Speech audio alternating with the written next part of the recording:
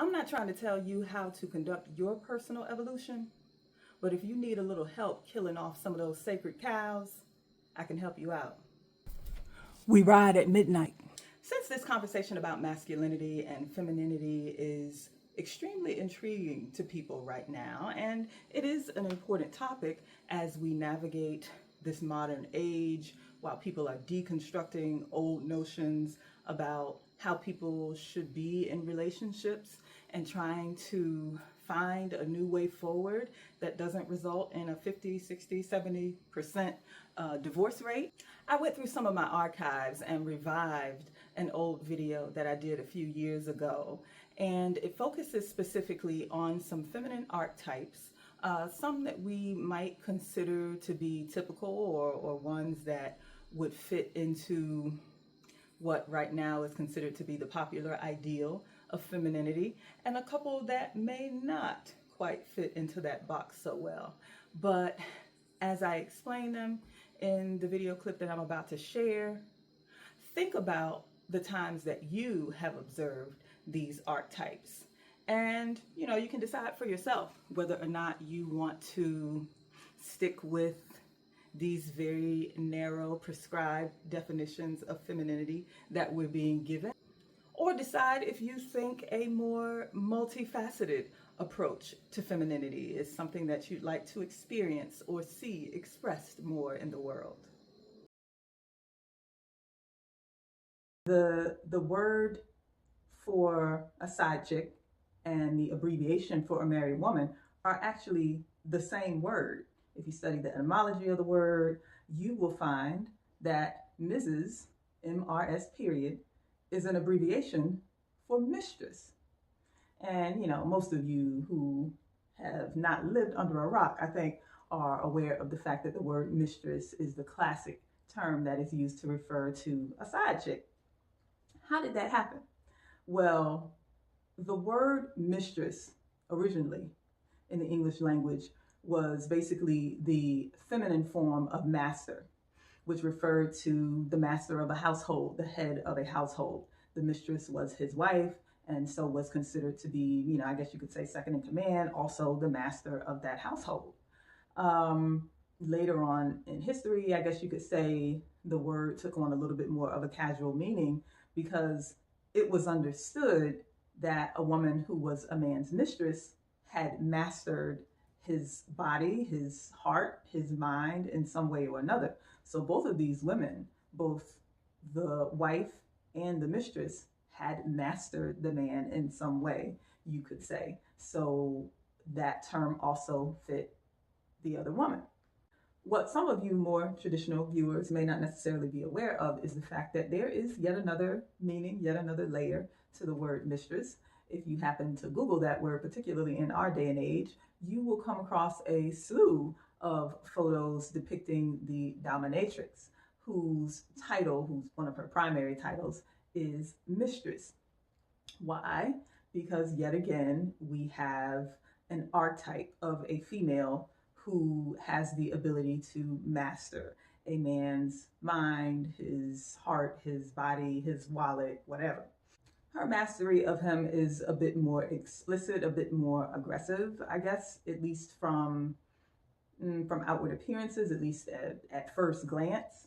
But what's interesting to me is that as we're having this discussion about hypergamy and femininity and what it is that really holds a man's attention, what captures a man's attention and keeps a man's attention, we hear a lot about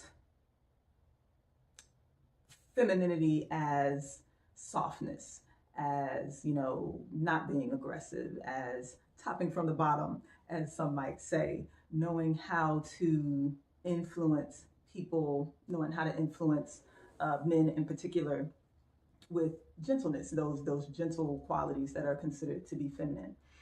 But what I think is very intriguing about the dominatrix is that she is very explicitly aggressive, yet still the pinnacle of femininity in her presentation, in her in all of the qualities that he admires about her. And often in a lot of dynamics, the dominatrix is actually worshipped as the epitome of the goddess, as the epitome of femininity. She is able to strike an amazing balance between the feminine and what some would consider to be a masculine quality in her aggression. I think that that balance is absolutely fascinating. I think it's fantastic that over the course of history, for millennia, this archetype, this particular type of female, has been able to capture countless men's attention and hold their attention by striking this wonderful balance between femininity and aggression. But what I think is also very compelling is the kind of men who tend to be attracted to the dominatrix, who seek her out, who are willing to empty their wallets in search of all of the things that she has to offer. The type of men that statistically, I'll say, uh, pursue the dominatrix, whether she be a professional one or a type of woman who is just a dominatrix within her relationship, general everyday relationship with a man. Um, those men tend to be powerful men. You're talking CEOs, politicians, physicians, men who have a significant degree of power and control over their surroundings and their worlds and their day-to-day lives, who are looking for an opportunity to experience a level of vulnerability and just letting go that they don't have the opportunity to experience in everyday life. Now, that is something that I never hear discussed when we're talking about what it is that actually makes a relationship, a male female dynamic work. We hear a lot about men being masculine and women being feminine in order to maintain the family, in order to maintain the household, stability within the household and the family, and all of that is valid. And I do very much believe in that, I guess, though, that idea of gender harmonics within heterosexual relationships and marriages and in general households. But there are always exceptions. Nature always gives us exceptions, and life always gives us these wild cards to play with. There is so much more going on beneath the surface than we know. And those are the things that make life interesting. Variety is the spice of life, they say, right? So this is just another layer of that variety. Now, as a Black woman, particularly a Black woman who has come to you joining in this discussion of marriage and family and traditional values and what it is that makes male female dynamics work, I understand that, especially within the Black community, there are major taboos around this whole idea of BDSM and men stepping anywhere outside of the confines of what is considered to be the ultimate masculine. But as a human being, I also know that there's a whole lot going on behind closed doors than what people want to talk about. And there are just as many Black people, Black men, interested in these types of dynamics, these types of hidden or often not discussed dynamics, than are willing to come forward and talk about it. I'm saying all of this to say that there is clearly more than one way to be feminine. Uh, yes, there are a lot of men to whom the childlike damsel in distress, the innocent, helpless, feminine creature is very appealing. And I can understand why a lot of women espouse that ideal of a woman coming across with an air of gentleness and nurturing, all of those things that we have been socialized to accept as femininity and that by and large are natural feminine qualities. But at some point in her life, the characteristics of the seasoned, mature, experienced woman are much more becoming than trying to pull off the look of a childlike, helpless creature. Now, she shouldn't even have to tell people that. Yeah, but it's some women running around out here trying to act like little girls so that they can spark the child loving nature within some of these degenerate men. Y'all know that's some bull. Okay, so knowing what we know, and seeing what we've seen. Let's go back to Common Sense 101 for a minute. Think about it. Would you really want to develop a romantic relationship with and possibly marry a man who is attracted to childlike qualities? If a man you're planning to be intimate with is turned on by childlike qualities, you got a big problem on your hands. Especially if you ever plan on having children with him, or having children in the family, or neighbor children visit your home, or if you ever plan on visiting a school or going to a resort for a vacation or being in any space where there may be children.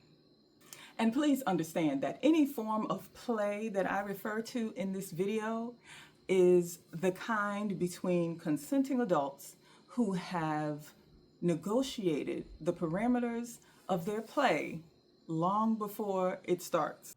Look, I'm sure that plenty of you out there have observed relationships or dynamics between men and women where a very much capable, strong, competent provider man had a woman at home who was an iron fist in a velvet glove. If you are familiar with that term, or if you're not, that basically refers to someone who is quite strong, quite influential, but who has the look, the presentation, the feel almost of velvet. There are a lot of women who, are masters of their households in that way. I have witnessed that dynamic since I was a child, particularly among older couples where, that woman knew how to run her household and the man valued what she had to say. She, in some cases, women like that can be a bit overbearing. Sometimes not. Sometimes they're able to strike that balance where they can maintain a wonderful balance of femininity and influence with their husbands or with their significant others without being overbearing. But look, sometimes that overbearing quality is there and the men like it. And these are still provider men who worship the ground that these women walk on and will do anything for them. Those men exist. So I'm just saying, I know that there are a lot of women out there who will say that that's not the kind of men that they're attracted to, and that that's not the kind of man who would, bring home the bacon or make them feel safe or do all of these things that the hypergamous ladies seem to want a man to do. But at the end of the day, these relationships are all over the place and they seem to work. Why do they work? Because the partners complement one another.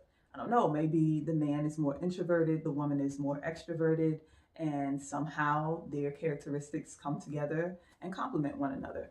Maybe, although this man, like I said before in the dynamic with the dominatrix, the man, maybe he goes out in the world and conquers it on a day-to-day basis, and he doesn't want to have to be so aggressive when he comes home at the end of the day. That's what a lot of the ladies talk about when they talk about woman being his comfort when he comes home at the end of the day, right? Well, maybe for some men that is a part of the process. Now, maybe that man who goes out and conquers the world on a day-to-day basis wants to come home to a woman who can conquer him and conquer the household because he's been out conquering everything all day and he just wants to be able to rest. Maybe that aggression, that decisiveness, that ability to make decisions is a part of their relationship, a part of their dynamic that he very much appreciates and something that she has a natural affinity for. So it does not create an imbalance. It does not throw off her sense of femininity because she's standing in what comes naturally to her and she's able to express that. And as a matter of fact, if she didn't have an outlet for that, that would cause imbalance within her. I'm not saying that those relationships are perfect or that they are without difficulty, but no relationship is perfect and no relationship is without difficulty. Even the pinnacle of the hypergamous relationship that a lot of us seem to think is the standard. All I'm saying is there's more than one way to skin a cat. We live in a world where the very constructs, the very ideas of masculinity and femininity are being questioned, on a day-to-day basis like never before. And, like I've said in a previous video, I do think that there are certain aspects of our identities or of our relationships, certain fundamental qualities of relationships that are necessary to maintain balance and make them work best. But life gives us the opportunity to color outside the lines sometimes, to explore and play around a little bit. So I thought that I would just highlight some of the ways in which we do that. And if you want to go and study the word mistress for yourself and be delighted by be delighted or amused by how all three of these archetypes of a woman, the Mrs., the mistress, and the dominatrix, are all pretty much three facets of the same luminous diamond that is the feminine woman, then go and study for yourself. You might find something more than I found out, and come and share it with me if you do. I just thought that was interesting, so have fun checking it out. This is Inanna Joy, sharing a few of the things that I've learned and some things that I'm still learning with you. Thanks for jumping in the joy well with me, where we examine what it means to grow and to live and love through life's joy, pain, sunshine, or rain. In the joy well, you will follow your bliss to your purpose. You will align with your joy and live well. See you soon.